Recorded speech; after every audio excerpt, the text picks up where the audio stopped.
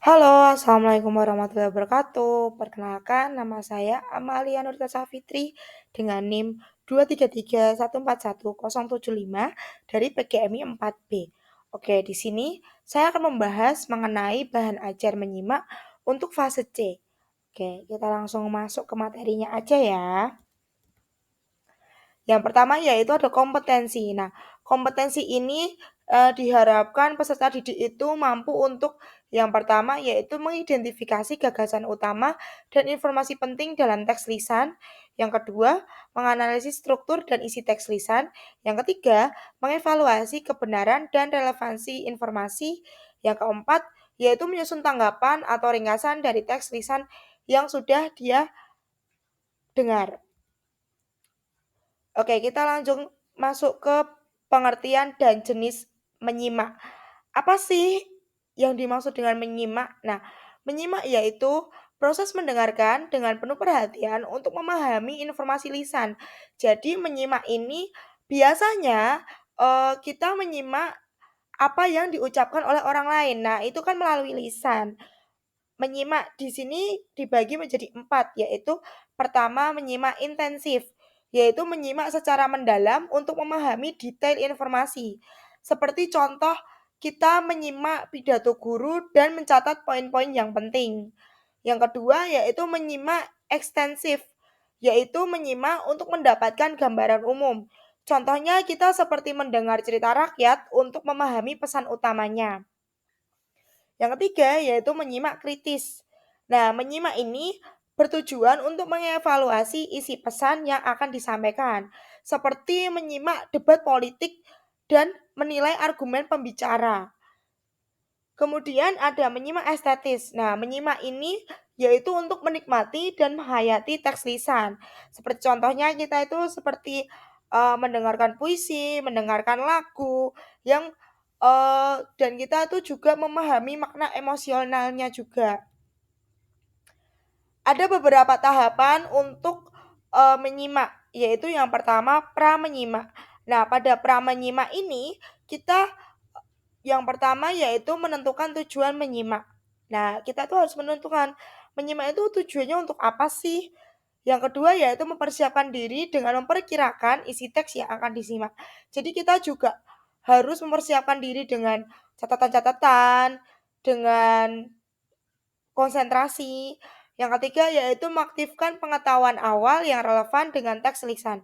Sebelum kita menyimak, kita juga harus mencari tahu apa yang akan kita simak seperti pengetahuan awal agar kita tidak bingung untuk mencatat informasi-informasi penting.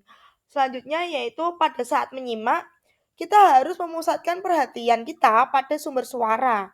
Yang kedua yaitu mencatat informasi penting dan kata kunci yang disampaikan oleh pembicara. Kemudian memahami struktur teks yang akan disampaikan.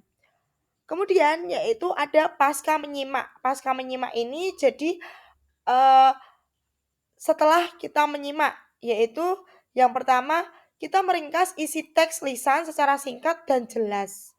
Kemudian menyampaikan tanggapan atau opini yang terkait dalam isi teks tersebut. Jadi kita bisa memberikan pendapat, tanggapan, kritik mengenai eh, teks tersebut. Yang ketiga yaitu mengevaluasi keakuratan dan relevansi informasi. Jadi kita juga harus mengevaluasi apakah informasi ini sangat relevan untuk apa yang kita butuhkan seperti itu. Oke, kita lanjut ke lembar kerja pada selanjutnya yaitu contoh kegiatan. Nah, contoh kegiatan ini ada banyak sekali. Yang pertama yaitu menyimak berita. Nah, pada menyimak berita kan kita mendengarkan berita dari radio atau televisi. Kemudian mencatat informasi utama seperti peristiwa, tempat, dan waktu. Kemudian kita merangkum isi berita tersebut secara singkat. Yang kedua yaitu menyimak cerita.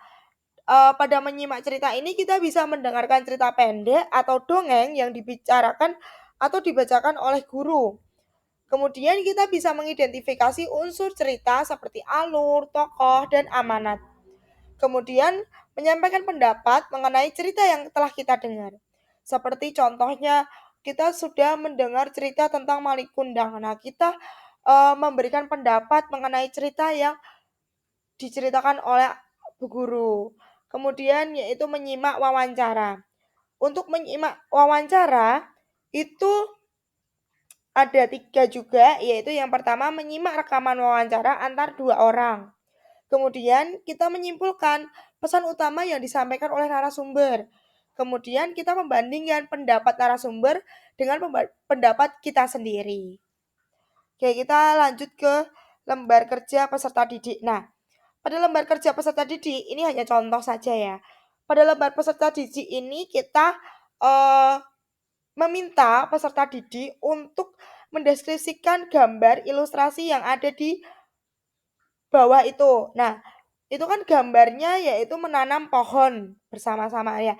Itu kita minta peserta didik itu untuk mendeskripsikan apa yang terjadi atau hal apa yang seharusnya dibutuhkan, yang seharusnya dilakukan pada gambar tersebut. Jadi kita memang menyimak gambar lalu anak didik nanti bisa untuk menuliskan pendapat mereka tentang apa yang ada di gambar. Seperti itu. Kemudian refleksi guru. Pada refleksi guru ini kita sebagai guru, sebagai pendidik harus merefleksikan diri apakah eh, kegiatan ini sudah mencakup capaian pembelajaran. Nah, pada poin pertama yaitu apa yang bisa diperbaiki dari seluruh kegiatan ini. Kemudian apabila bisa diulang, apa yang akan diulang untuk membuat pembelajaran itu menjadi lebih baik. Kemudian bagaimana keterlibatan siswa. Yang keempat yaitu apa saja kesulitan yang dialami oleh siswa. Yang kelima, bagaimana tanggapan peserta didik atau feedback terhadap pengelolaan kelas dalam pembelajaran. Oke, cukup sekian dari saya. Wassalamualaikum warahmatullahi wabarakatuh.